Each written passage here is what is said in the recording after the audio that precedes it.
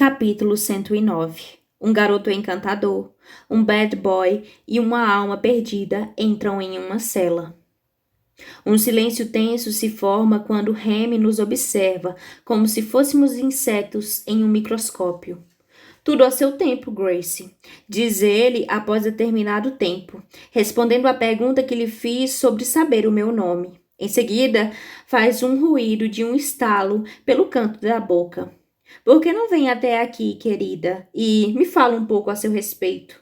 Não consigo decidir se isso é um convite ou uma ordem. Na verdade, estou tendo dificuldades para entender exatamente quem é Remy, de maneira geral. Sim, ele parece um cara assustador, frio e ameaçador.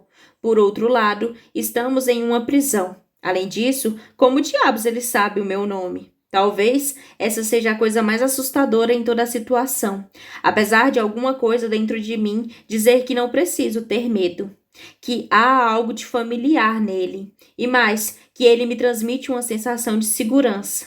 E nada disso faz sentido. Tudo nesse garoto parece gritar, fuja correndo, com exceção dos olhos. Seus olhos são observadores demais, cautelosos demais, carentes demais. E é aí que me dou conta do que está acontecendo. Sei exatamente porque ele me parece familiar. Ele não é o primeiro cara que conheci que finge ser um psicopata para que ninguém olhe mais de perto e veja sua dor. O meu próprio consorte é igualzinho. E pronto, não consigo evitar. Começo a rir descontroladamente. Homens, eles são criaturas bem simples às vezes. Por que não vem até aqui e nos conta um pouco a seu respeito? E pode começar explicando como conseguiu tirar o seu bracelete. Rebato e fico olhando para o pulso exposto e sem marcas. Um momento de hesitação transcorre antes que ele me diga: gostei de você. E agora percebo, os olhos dele praticamente dançam de alegria. Tudo isso foi só uma brincadeira para ele. Sim, isso é bem óbvio, resmunga Hudson, mas Remy finge não ouvir. Em vez disso, Remy segue a direção do meu olhar e encara o pulso sem o bracelete, como se fosse responder. Mas em seguida, ele simplesmente dá de ombros e diz: acho que simplesmente sou especial. Especial é uma maneira de explicar isso, zomba Hudson, e se ele continuar me apertando desse jeito, tenho certeza de que vai cortar a minha circulação. Narcisista seria outra, mas tanto faz como tanto fez, certo? Remy parece ficar tão surpreso e desconcertado com essa resposta que não consigo reprimir outra risada. E aparentemente não sou a única a fazer isso, porque a fera que está nas sombras ri, um som grave e jovial que enche toda a cela de alegria, e do mesmo jeito Remy está rindo também. Porra, Calder, você estragou a minha brincadeira. Acho que já pode parar de se esconder nas sombras. Eu estava aqui imaginando quando você ia me deixar brincar também, responde uma voz feminina leve, que faz com que Hudson Flint e eu troquemos olhares como se disséssemos: mas que porra é essa? Afinal, como é possível que alguém possa rosnar daquele jeito? Pelo menos até que Calder saia das sombras. E nós percebemos que ela é uma garota enorme, uma amazona que tem a mesma altura de Flint e bíceps tão grande quanto os de Remy, e que parece ter uns 17 anos. Ela também é muito bonita, sem qualquer sombra de dúvida, com cabelos ruidosos e longos, grandes olhos castanhos, peito ainda maiores do que os meus e um sorriso contagioso que ilumina toda a sala, assim como sua risada.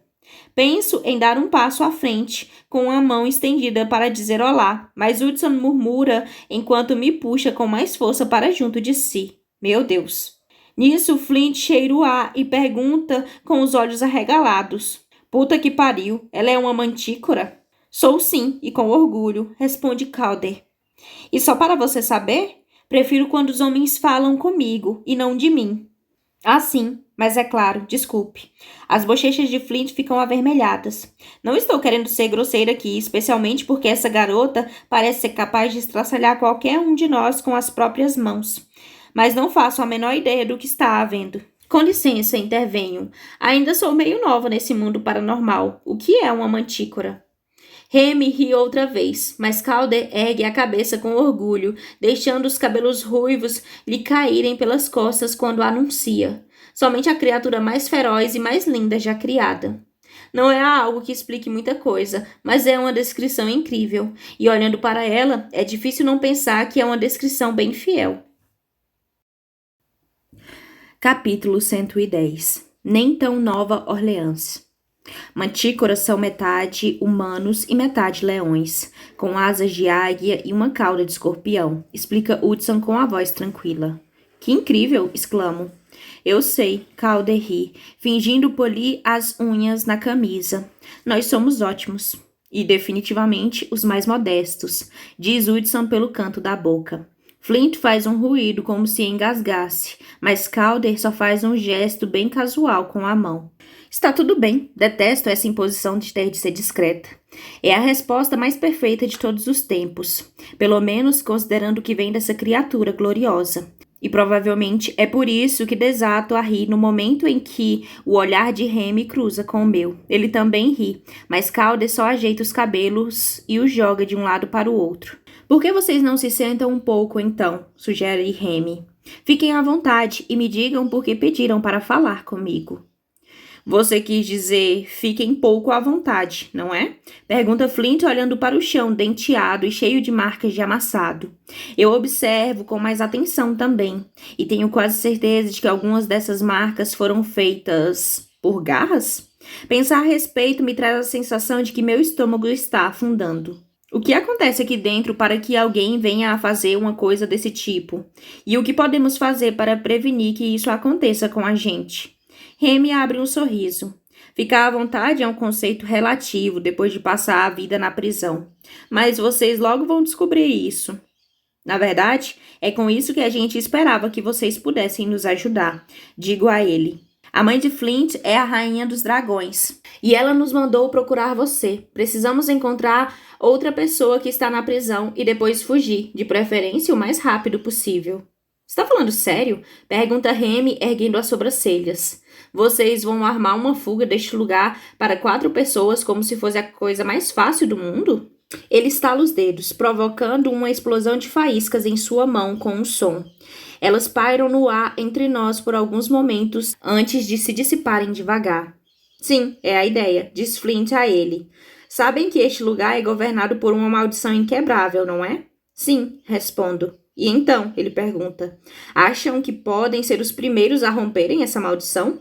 Nós somos os primeiros que vão fazer isso, Hudson lhe garante, e por um segundo fala de um jeito tão arrogante quanto Calder.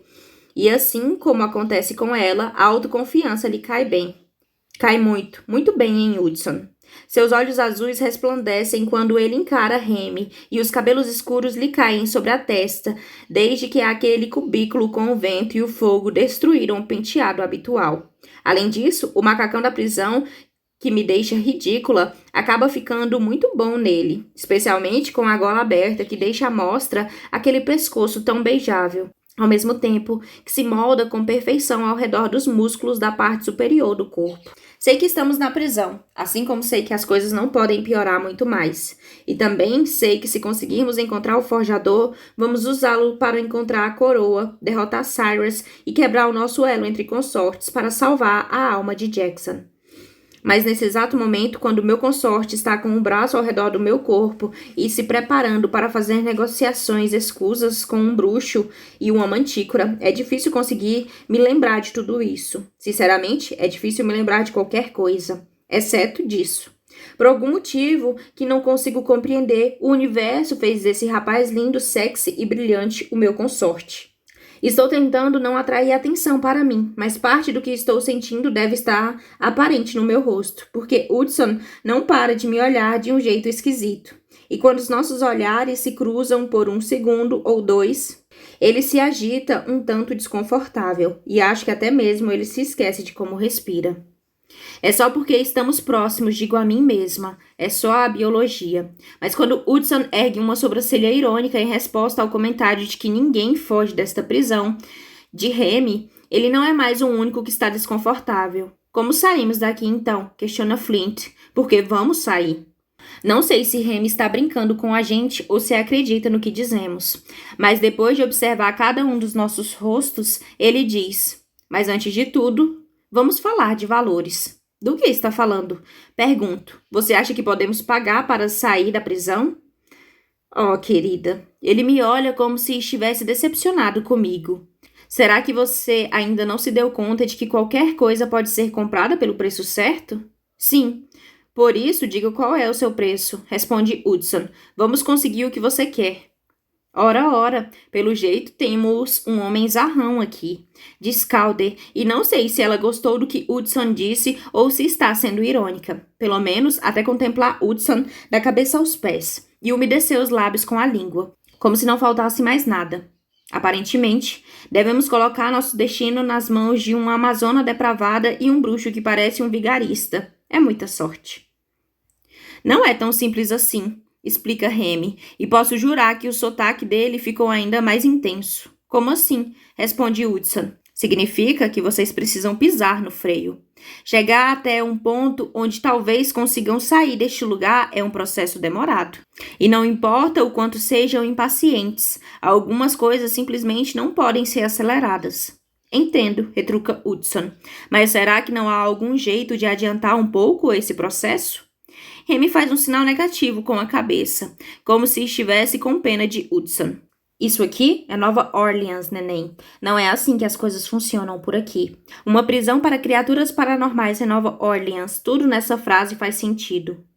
Como é que elas funcionam, então? Hudson o encara como se ele calculasse o tamanho do balde necessário para o sangue de Remy, caso decida atacá-lo com a mesma fúria da carniceira. Devagar e sempre, assim como as melhores coisas da vida, ele responde e até pisca o olho para mim. Nova Orleans não é conhecida como Big Easy sem motivo. Flint explode em uma gargalhada e rapidamente a transforma em uma tossida, quando Hudson o encara com uma expressão bem irritada. Desculpe, murmura ele. Hudson suspira e esfrega os olhos como se estivesse com a pior enxaqueca do mundo. O que até parece bem justo, para ser honesta. Remy é uma pessoa difícil. Então, o que podemos fazer? Pergunto esperando poder lhe dar uma chance de colocar a cabeça no lugar. Eu estava esperando por esse momento desde o dia em que nasci, responde Remy. Por isso, a primeira coisa que vocês têm que fazer é me escutar. Você se lembra do dia em que nasceu? Indago, e tenho plena consciência de que é a pergunta mais idiota entre todas as que ainda estão na minha cabeça. Mas é uma pergunta que dá um jeito de ser formulada. Em parte porque parece ridícula, mas também porque o mundo paranormal é suficientemente bizarro para que isso seja verdade. Em especial considerando que estou em uma cela com um dragão, um vampiro, um bruxo e uma mantícora. Qualquer coisa é possível. Remy não responde imediatamente, e depois de alguns segundos eu me convenci de que ele não vai responder, mas ele diz: quando você nasce em uma prisão, é normal se lembrar disso. Você nasceu aqui? Pergunta Flint. Isso é... assim mesmo. Remy termina a frase com um olhar de advertência. É óbvio que ele não quer que ninguém sinta piedade, mas isso parece impossível quando sinto meu coração se retorcer por ele. Ainda assim, limpo a garganta para conseguir falar com uma voz normal e não deixar que ela fique embargada. Quer dizer que você nunca saiu de dentro dessas muralhas? Não é tão ruim assim, ele dá de ombros. Depois que você aprende como a prisão funciona, as circunstâncias melhoram. Não me falta nada aqui. Só a liberdade e ar fresco, e a possibilidade de escolher o que fazer com qualquer parte da própria vida. Ele tem razão, não é tão ruim assim, é horrível, especialmente quando eu penso no fato de que ele não fez nada para estar aqui. Remy passou a vida inteira trancado nessa prisão, apenas pelo crime de ter nascido. É bem pior do que apenas horrível. É difícil terminar a frase, não sei o que dizer, mas Remy simplesmente faz que não com a cabeça. Por favor, não me diga que você lamenta. É difícil não lamentar, respondo. Não deveria ser, não para você. Não consigo entender. Por que não? Querida, você é o motivo pelo qual estou vivo nesses últimos 2 ou 3 anos. E ouvir dizer que você lamenta por isso iria partir o meu coração. Capítulo 111. Não pedi para salvar você, mas alguém vai ter que fazer isso. E o que isso significa exatamente? A voz de Hudson corta o silêncio como vidro quebrado. Significa que já faz um bom tempo que estou esperando por ela. Remy sorri para mim. Você desapareceu por algum tempo, mas voltou algumas semanas atrás. E preciso dizer que estou muito grato por você ter voltado ao caminho da devassidão e da violência que a trouxe a esse belo estabelecimento. Nada de devassidão nem de violência para mim, eu pontuo. Ele me olha e faz tss, tss com a boca. É difícil acreditar nisso. Passei anos vendo você várias vezes nos meus sonhos, e se tem uma coisa que sei é que você é bem selvagem. O que você disse? Pergunta Hudson irritado. Nos seus sonhos? Pergunto. Quer dizer que os seus sonhos se transformam em realidade? Sim. Minha mãe era bruxa, mas não era das mais fortes, mesmo antes de colocarem um desses braceletes nela. Ela morreu quando eu tinha 5 anos. Meu pai, por outro lado, não sei nada sobre ele, porque a minha mãe nunca disse uma palavra.